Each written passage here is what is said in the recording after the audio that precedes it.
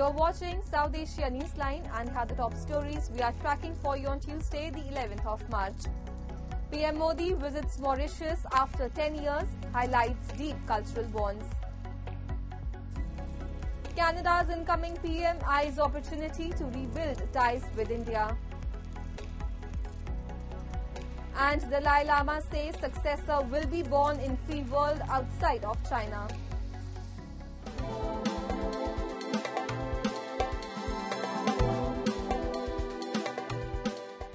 And now for all the details. A historic visit is underway as Indian Prime Minister Narendra Modi arrived in Mauritius for a two-day state visit. The visit, which includes key bilateral talks and over 20 project inaugurations, is expected to strengthen ties between the two nations. A report. Indian Prime Minister Narendra Modi on Tuesday met Mauritian President Dharamveer Gokul and held diplomatic talks with his Mauritian counterpart Navin Ramgoolam during his two-day state visit to the island nation. Prime Minister Modi received a grand and culturally rich welcome in Mauritius. Upon landing, he was warmly greeted by Prime Minister Navin Ramgoolam at the airport, reflecting the close ties between the two nations. The welcoming ceremony also included 200 dignitaries, including MPs, MLAs, diplomatic representatives, and religious leaders assembled to greet him.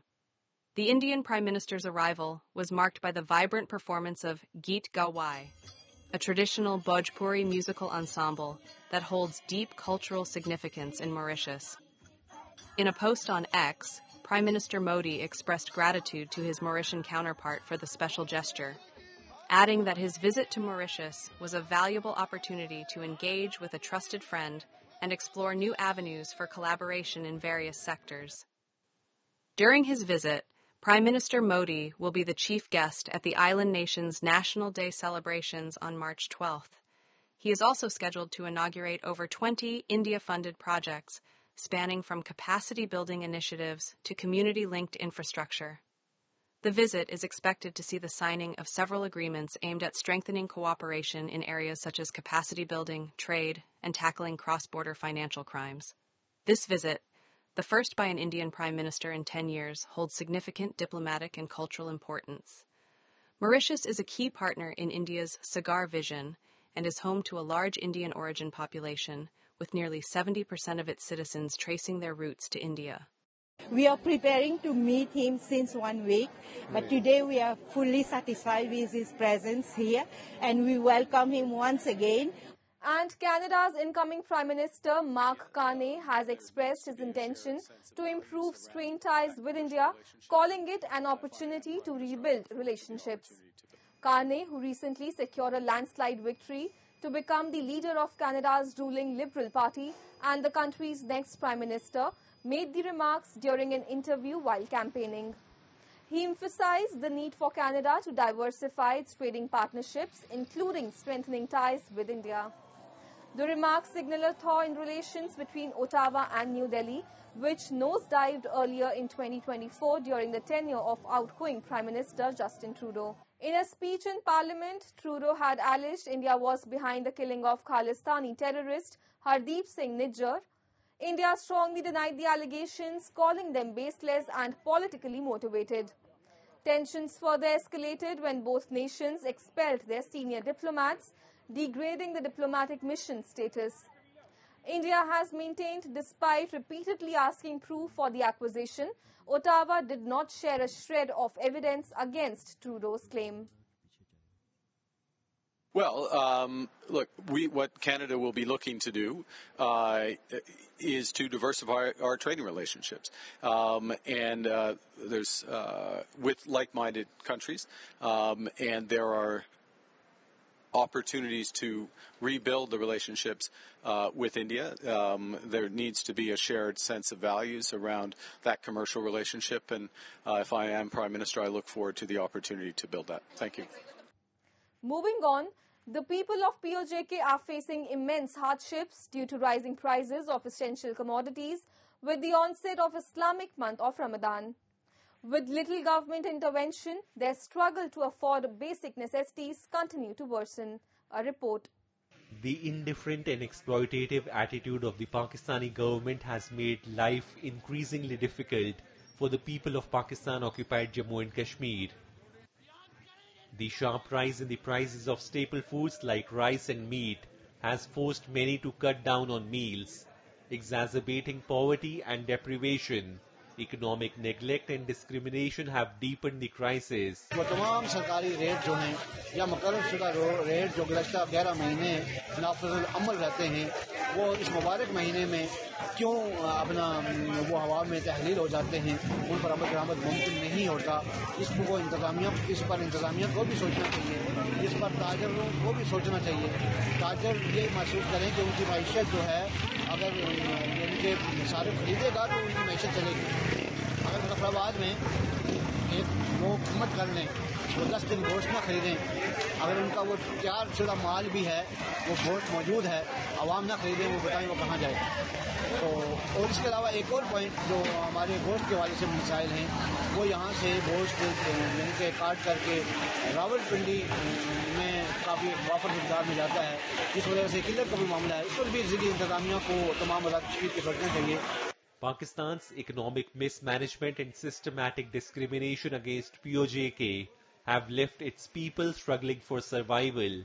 Without urgent intervention to control inflation and ensure fair distribution of resources, their hardships are only likely to intensify. And students and activists across Bangladesh have launched protests against rape and violence against women, demanding immediate action and legal reforms. The movement follows the brutal rape of an 8-year-old girl and growing concerns over rising violence since the country's political transition in 2024. The victim remains in critical condition at an army hospital in Dhaka, further fueling public anger. In response, hundreds of students have taken to the streets, boycotting classes and exams to demand justice. The protesting students have demanded action against rape and violence against women right now and have called for an end to the exploitation of religion and social norms that perpetuate violence against women. Despite promises of reforms, women's rights activists argue that deeper social change is essential. According to police data, cases of violence surged by 19.5% between December and January, highlighting a growing crisis. Human rights organization reported 250 rape cases in the first 6 months of 2024 alone, with 14 women murdered following sexual assaults and 3 taking their lives. The perpetrators reportedly include relatives, neighbors, teachers, and even family members, underscoring a concerning breakdown of societal trust.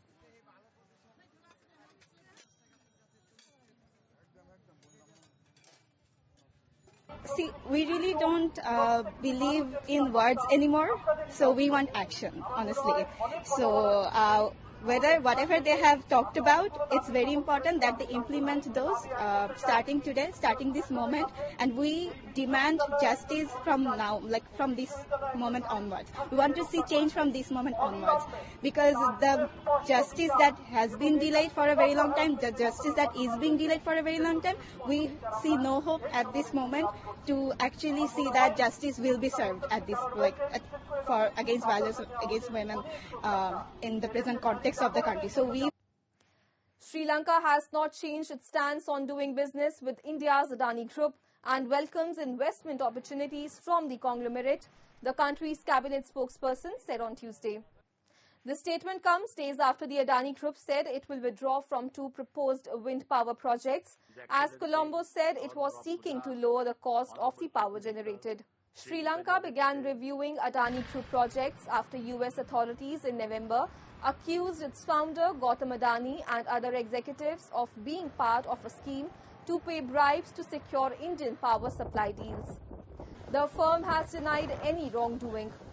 Sri Lanka, however, had said it was unconcerned by the group's dealings with other countries. The cabinet spokesperson on Tuesday, while referring to the proposed projects Adani has withdrawn from, said, but Sri Lanka remains firm on negotiating purchasing cost of power generated from the wind power projects.